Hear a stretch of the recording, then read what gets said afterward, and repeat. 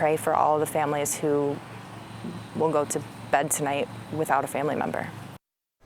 People in the Kansas City community praying for people thousands of miles away after Hamas launched an attack on Israel this morning. Israel has since declared war as police and soldiers mobilize in the street to defend their country. And the violence has already claimed the lives of 250 people in Israel and another 230 in Gaza. Tonight, Prime Minister Benjamin Netanyahu said in a televised speech that, quote, Hamas started a cruel and evil war. We will win this war, but the price is too heavy to bear. President Joe Biden also urging enemies of Israel to stay away.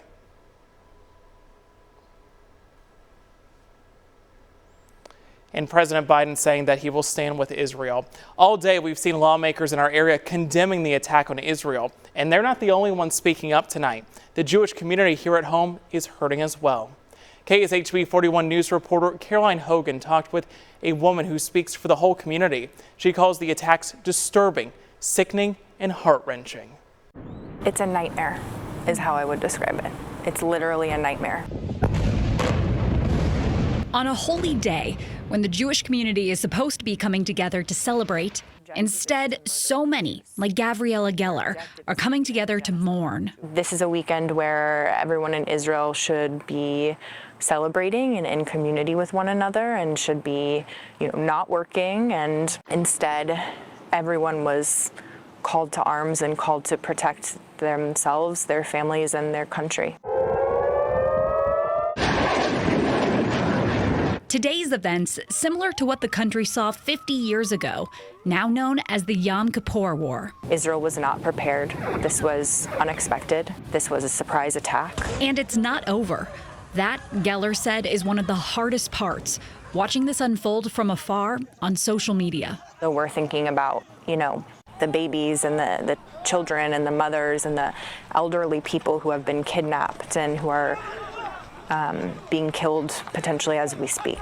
But also online, shows of support, even from local leaders like Representatives Emmanuel Cleaver and Mark Alford. It really does go a long way for us to see social media posts or statements from companies or organizations or leaders telling us, we see what's happening, we know who's at fault here, and we stand with you.